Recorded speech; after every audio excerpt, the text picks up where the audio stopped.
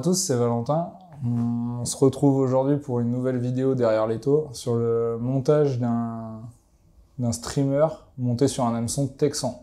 Petite présentation rapide du montage qu'on va faire aujourd'hui. Un streamer relativement classique avec la Wiggle Tail monté sur un Arex PR378 Swimbait Predator. Donc on va partir sur ce modèle de Wiggle en XXL.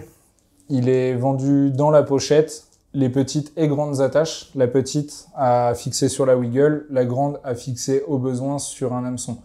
Là, vous verrez, sur un hameçon texan, on sera obligé d'utiliser un autre système d'attache pour pouvoir avoir la longueur souhaitée. On vient le passer au travers. Hop, c'est assez petit par rapport à la taille de la Wiggle.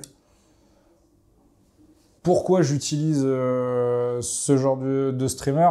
On va être sur un streamer, donc déjà vous verrez, une fois fini, ça demande pas beaucoup de matériaux. Ça demande relativement peu de temps, parce qu'on le sait, hein, le montage d'un streamer, souvent ça prend quand même en moyenne une bonne trentaine de minutes. Donc le but c'est d'être efficace, économe.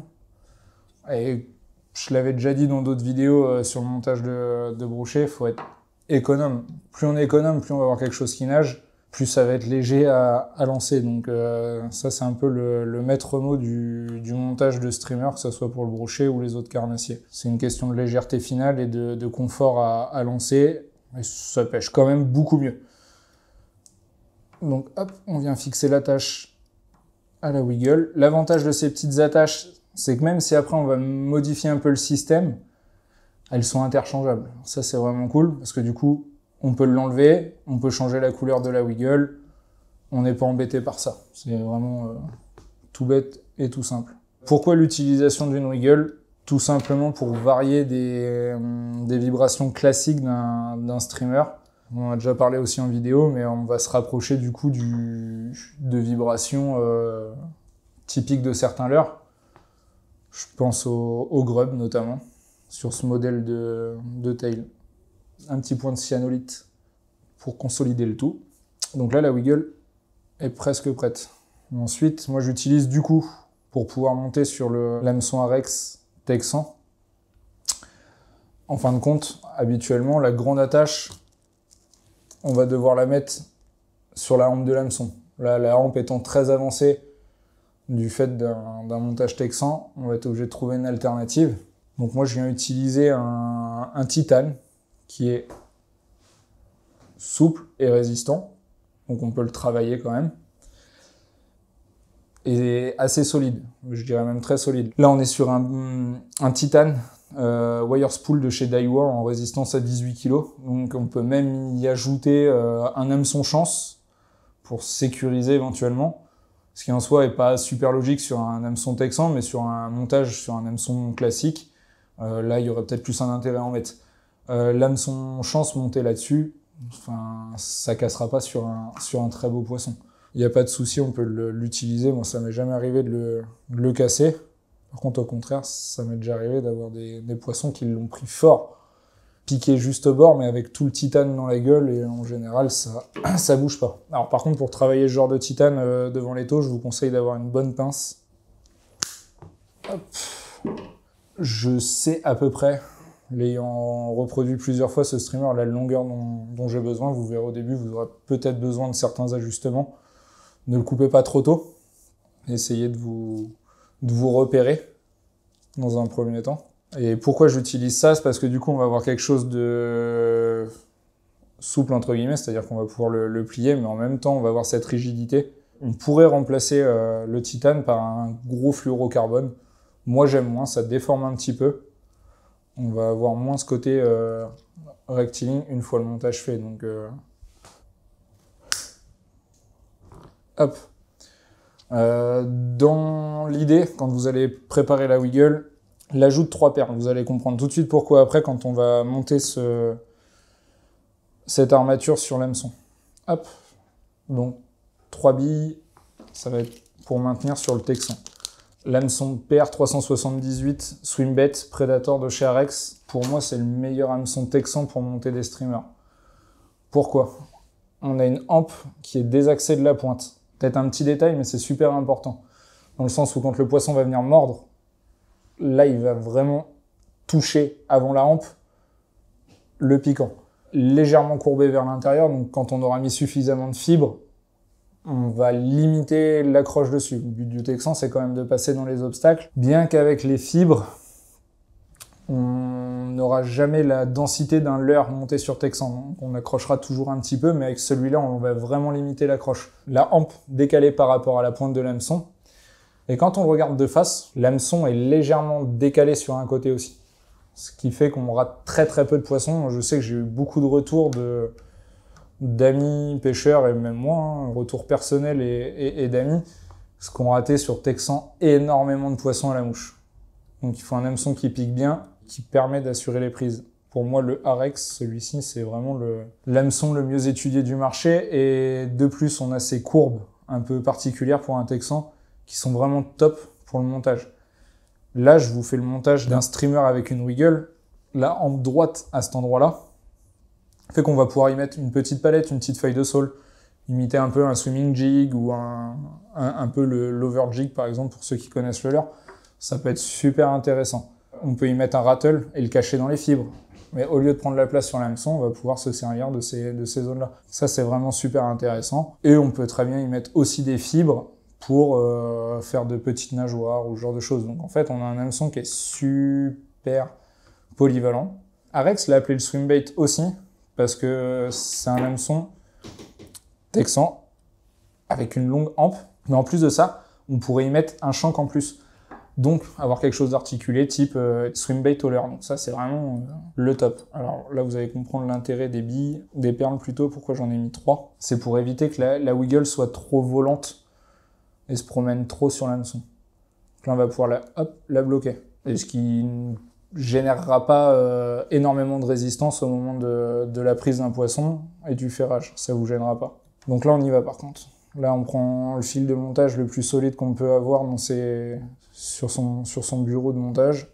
Moi, en l'occurrence, j'utilise un Sumperfly 6.0 Nano Silk, qui est pour moi la référence du fil de montage. On peut y aller, c'est résistant, c'est renforcé, il n'y a pas de problème. Donc voilà, là l'armature est faite. On vient encore une fois ajouter un peu de colle pour garder cette résistance. On sait qu'on va être sur des poissons avec des dents. On pêche avec des fibres, donc c'est vachement important. Ensuite, j'utilise du bucktail. Alors, pourquoi j'utilise du bucktail? On en a déjà parlé aussi en vidéo. On est sur une fibre creuse, donc il y a de l'air dedans. Donc ça va ajouter en fait une certaine flottaison, une certaine stabilité au streamer dans l'eau. Là, l'idée, c'est d'avoir une mèche qui vienne recouvrir l'hameçon et qui va tenir, qui va aider au maintien des autres fibres après. Hop. Pareil, on fait toujours 2-3 premiers tours un peu lâches et on vient serrer après. Là, l'idée, c'est pas forcément de donner du volume, ça va être surtout de servir à bien former l'aile du streamer, le corps, et avoir un maintien des fibres suivantes.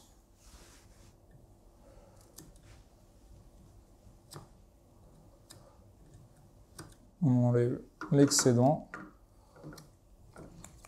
Toujours essayer d'en enlever le moins possible, ça veut dire qu'on n'a pas pris trop de matériaux. Et on vient recouvrir. Hop. Donc ça va aider quand le streamer va descendre. Bien qu'on ait la résine en tête sur le résultat final, ça va aider à avoir un streamer qui plonge un peu avec un angle, pas qui plonge en tête directement. Ça va le maintenir, ça va y ajouter un peu de poids. Ensuite, classique hein, sur un streamer, du flash à bout. Bon là j'utilise de l'eau graphique. J'aime bien cette référence, parce que longue, hop, sa longueur permet d'avoir une petite mèche, on la double, et on vient ajouter déjà une quantité suffisante de flash à bout. Alors, je vais en utiliser 2 pour avoir des reflets un peu différents dessus. Hop. Donc le premier, là, je suis parti sur un coloris vert chartreux. Hop, on vient ajuster la longueur. Alors là, dans l'idée, soit vous êtes hyper régulier, mais moi j'aime bien avoir des fibres d'un peu toutes les longueurs, ça donne un peu plus de mobilité dans l'eau, un peu plus de vivant. Là j'ai un peu toutes les longueurs au final.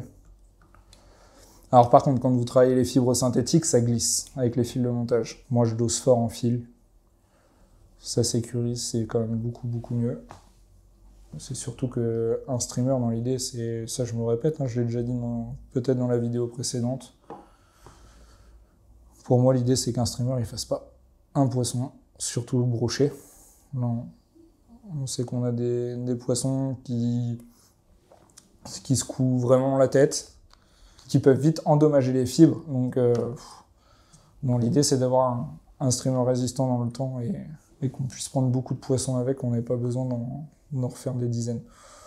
Là, j'utilise un deuxième type de flash à bois, un peu plus perle. Hop.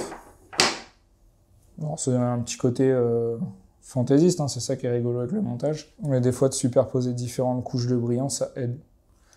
Alors par contre, ceux qui montent des mouches le savent. Quand on monte des streamers, on replace souvent ses fibres. On a tous un peu ce tic. Pour ceux qui vont démarrer le montage, faites toujours très attention. Alors il y en a qui vont protéger les pointes d'hameçon pour pas se piquer les doigts. Bon, je commence à avoir quelques petites cicatrices. Faire bien attention en replaçant ses fibres. Ça arrive que des fois on soit concentré, on replace, on fait un petit mouvement brusque. Et on se pique, ça fait pas du bien, c'est pas rigolo. Donc faites bien attention à ça. Hop.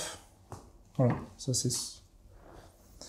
Ensuite, donc là on a la queue du streamer qui est entièrement terminée. On passe à l'étape suivante, on va former le corps et l'aile.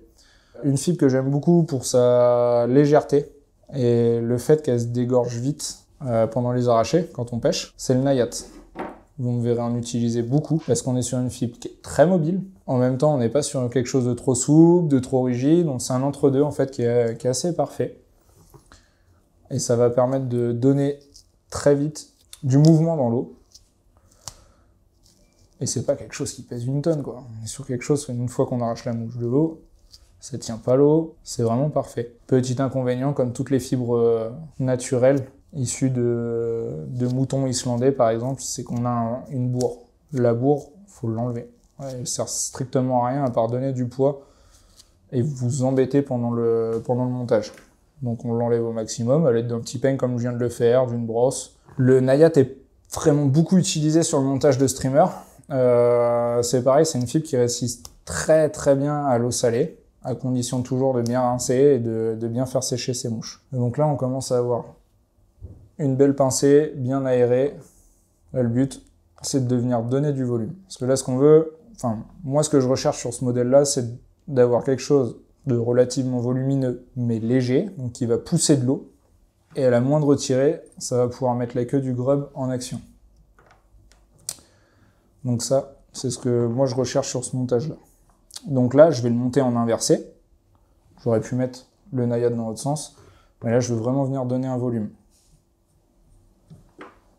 Donc, hop, on reprend son petit peigne.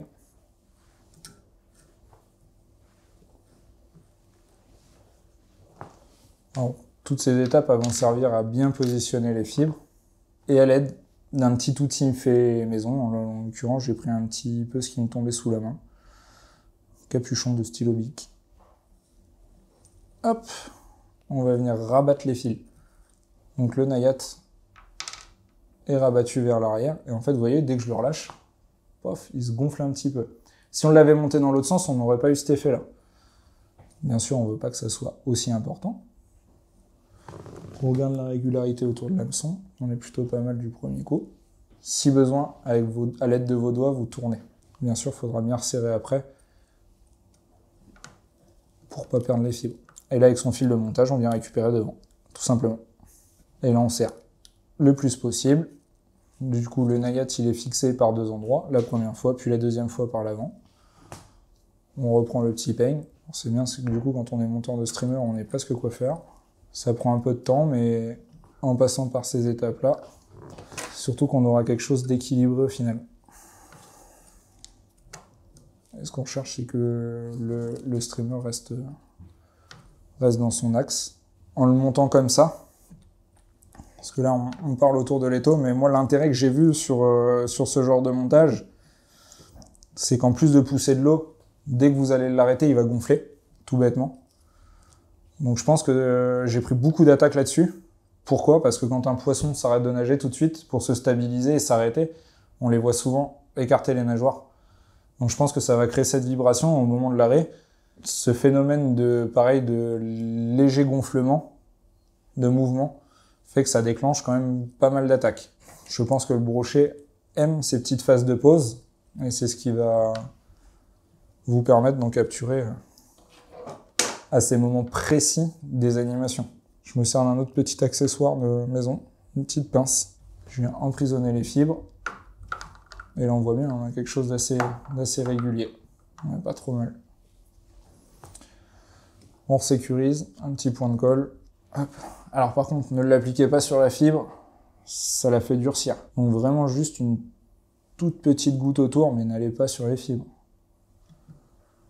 C'est vraiment le fil de montage qu'on cherche à figer. Donc là, tout bêtement, je me suis pas embêté. Le corps de mon streamer est presque fini. Je vais faire une dernière étape. Ça va être une nouvelle fois un petit peu de bucktail pour redonner un peu de volume et garder cet équilibre. Pas que mon streamer il plonge sans arrêt. C'est vraiment quelque chose qui plane dans l'eau. D'où l'intérêt de ces fibres. Hop.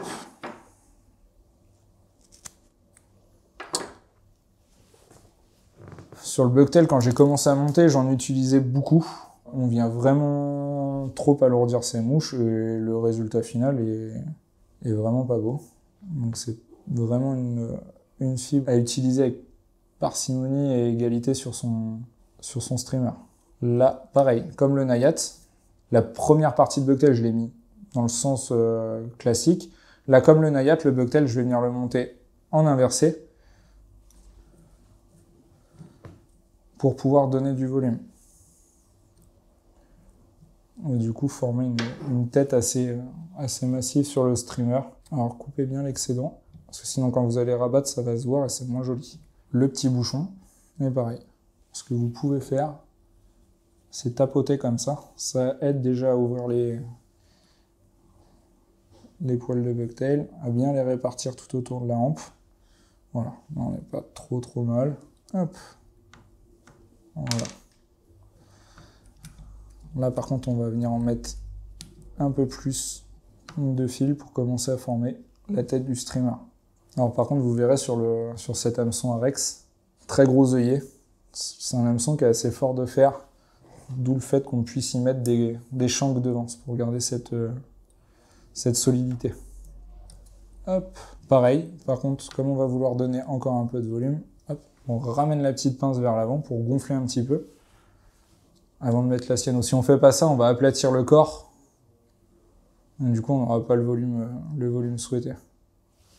Alors, à quelle période, moi, je vais utiliser ce genre de streamer? Eh ben, j'ai envie de dire un peu toute l'année. C'est une taille qui est parfaite, parce que une fois la wiggle en action, on est sur un très bon 15-20 cm. Ça dépend après la longueur de wiggle qu'on va mettre derrière, mais on est sur cette longueur de proie qui, pour moi, plaît bien au brochet. La taille un peu passe-partout du début de saison à l'hiver. Bien sûr, on pourrait faire plus petit. C'est pour ça que les hameçons ont été faits dans d'autres tailles. Il y a des périodes de l'année où ils vont prendre peut-être plus petit, beaucoup plus gros. Mais c'est vraiment la taille intermédiaire qui m'a permis de prendre quand même le plus de poissons. Ce que je vous propose là, ça sera toujours quelque chose de polyvalent. Hop. Pour former la tête, j'utilise du pseudo-marabout. Donc là, on est sur une fibre laineuse, très fine et très mobile, mais qui va juste nous aider à former une jolie tête. Pareil, je suis resté sur des couleurs classiques, on va retrouver aussi côté leurre, orange, chartreux. On peut bien évidemment laisser libre cours à son imagination. Moi, il y a un coloris que j'adore. C'est le même corps que ça, chartreux, mais à la place du orange, j'aime bien utiliser le rose. Ça parle peut-être moins aux monteurs de mouches, mais c'est vraiment le genre de coloris qui sont pas à négliger. Donc là, j'ai pris mon pseudo marabout. L'idée, c'est que si je le rabatte, je veux pas avoir trop de longueur sur le corps. Là, ce que je vais faire, je vais y passer un petit coup de peigne encore une fois pour avoir un peu de bourre. On est sur une fibre un peu longue pour faire les têtes, mais du coup, voilà. Petite astuce, on vient la couper à la moitié. Pareil, pour garder ce volume sur la tête et le corps, on vient le monter en inversé. Ça va permettre de bien recouvrir sa mouche. Hop, on enlève les excédents. Alors coupez pas à ras, mais il faut en enlever le plus possible.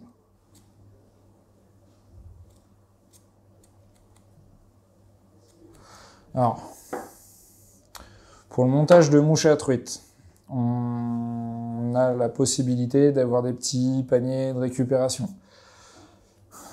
Pour le montage de streamer, quand on vient couper le bucktail et d'autres fibres, on en met partout. Donc je vous conseille déjà d'essayer d'en récupérer le plus possible.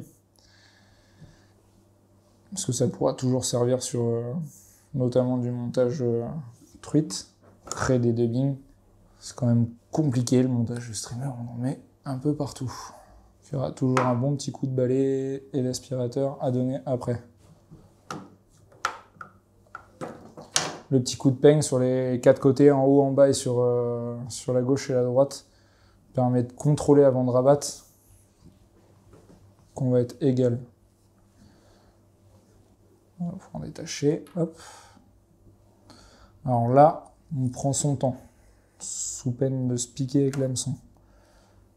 Et on y va petit à petit, on rabat les fibres vers l'arrière.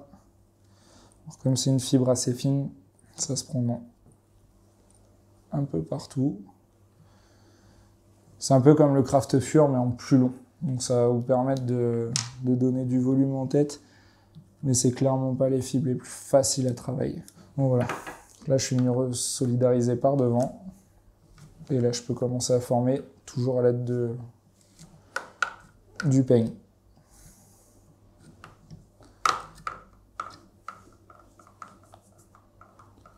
Et on enlève toujours un petit peu d'excédent.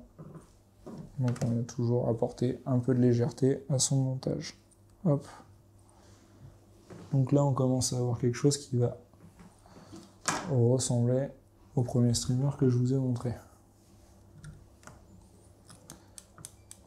On n'hésite pas sur le fil en tête. J'aime bien tourner mon étau pour pouvoir regarder ma mouche de face et être sûr de la répartition. Donc là on n'est pas trop mal. On va avoir un petit peu de bucktail qui va couvrir le haut de l'hameçon. Hop. Et là on replace le tout. C'est ce que je vous disais tout à l'heure. L'avantage du texan, c'est qu'on va quand même moins accrocher, mais on n'aura pas la densité d'un leurre piqué dans un hameçon texan. Donc la moindre chose un peu trop rigide va quand même passer. On va pouvoir passer certains obstacles, mais on passera pas tout comme un leurre. Ça, je veux bien que vous l'ayez en tête. Je veux pas faire de faux espoirs. On accrochera toujours plus qu'au leurre. Ça, c'est le côté un petit peu négatif sur ce genre de montage. Mais ça va nous permettre de passer relativement correctement dans des nénuphars, par exemple. On va pouvoir relativement bien passer entre. Les obstacles plus rigides, un peu moins souples, qui ne bougent pas dans l'eau, type les bouts de bois, clairement, c'est pas la bonne idée. On finira toujours par s'accrocher à un moment donné. Ensuite, les yeux. Moi, sur beaucoup de mes streamers, vous verrez, j'utilise 8-10 mm. Ça va bien pour les très grosses mouches, ça va bien pour les mouches un peu plus petites. En réalité, ça ira parfaitement pour des mouches qui vont d'un hameçon de 8,0 à 2,10. Comme ça, vous savez, deux tailles, 8 mm, 10 mm, et vous avez de quoi faire une grosse quantité de streamers différents. Hop. Là, on va plus avoir besoin du fil de montage. Un petit nœud de finition. Alors moi, les yeux, je les fixe de deux façons, c'est-à-dire que la plupart du temps, ils sont vendus comme étant adhésifs. En réalité, ils le sont, mais c'est pas suffisamment fort pour bien tenir. Donc, un peu de cyanolite, un peu de Zap-A-Gap, en l'occurrence, et on vient fixer l'œil. Alors moi, je les fixe toujours très près de l'œillet. C'est un peu un style de montage que j'aime beaucoup. D'autres vont préférer le reculer, laisser un peu plus d'espace. Ça, c'est au choix. Ça va pas influer grandement sur sur la nage du streamer. Mais par contre, moi, vous allez comprendre sur la deuxième étape pourquoi je le fixe près de l'œillet. C'est que donc, une fois qu'on a fixé ces deux yeux avec la colle, je vais former une tête par-dessus en résine.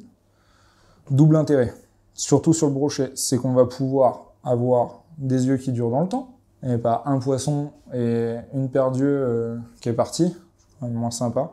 Donc avoir une mouche robuste dans le temps, qui garde de jolis petits yeux chartreux rouges, qui sont très brillants, et ajouter un léger lest en tête. Donc comme je vous disais tout à l'heure, moi j'aime bien avoir une mouche qui plonge pour pouvoir aller pêcher différentes couches d'eau, qui va pas piquer du nez, mais qui va plonger doucement, et qui va pouvoir remonter à chaque tirée. Un petit point en tête, ça on va le faire à l'aide d'une résine. Là j'utilise de la SICK, donc de la épaisse. J'aime moins la fine, pourquoi? Parce qu'elle va trop vite pénétrer les fibres, et du coup on va avoir un rendu qui va être moins propre. Donc par contre, elle est un petit peu plus embêtante à faire sortir et à travailler. Donc il faut vraiment y aller doucement et par étapes. Celle-là va nous laisser le temps de travailler sur la fibre et d'obtenir quelque chose de régulier. La plupart des résines, alors moi j'utilise la Loon, que j'aime beaucoup, parce qu'elle est suffisamment épaisse et elle se travaille très bien sur des têtes de streamer, qu'on veut de la régularité. Donc on commence, enfin moi personnellement, je commence par le dessus de la tête. Bien, je resserre un petit peu mes yeux. Et en fait, voilà, deuxième intérêt de la résine, ça va d'en plus de l'époxy, on va venir coller les yeux avec la résine aux fibres. Ce qui fait qu'on peut prendre quand même une grosse quantité de poisson avant qu'on commence à perdre les yeux de son streamer. Important quand on utilise de la résine, souvent, et on a beaucoup de questions à ce sujet. Oui, ma résine, elle sèche pas bien, on garde ce côté poisseux, j'ai un peu de mal à comprendre. C'est rarement dû à la résine, c'est dû à la qualité de la lampe UV qu'on va avoir.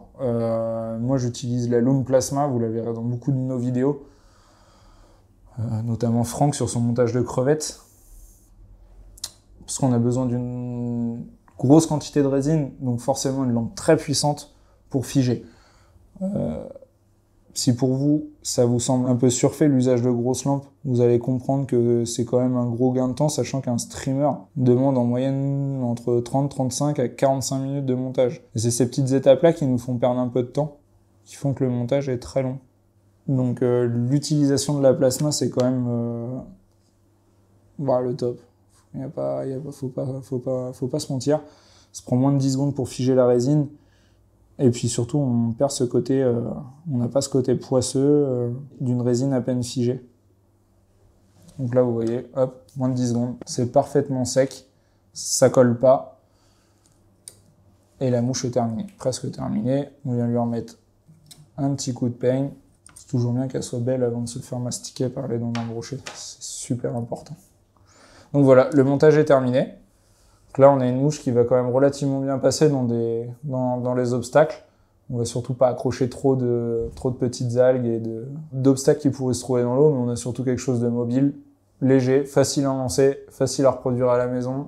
Ça, c'est franchement à la portée de tous. Et puis, on a quelque chose qui est efficace et qui pêche bien. Enfin, moi, j'ai eu pas mal de résultats avec. Donc maintenant, libre à vous de reproduire ça, de l'essayer, et puis bien sûr de nous faire un petit retour sur ce montage. Ça me ferait vraiment plaisir de recevoir des photos de votre part avec ce streamer et un poisson au bout. C'est un peu la palme, le fait de pouvoir monter et prendre ces poissons, c'est quand même le top. Donc j'ai hâte de voir vos créations, d'échanger avec vous sur ce montage, et puis de vous retrouver pour une prochaine vidéo derrière l'étau. À très vite.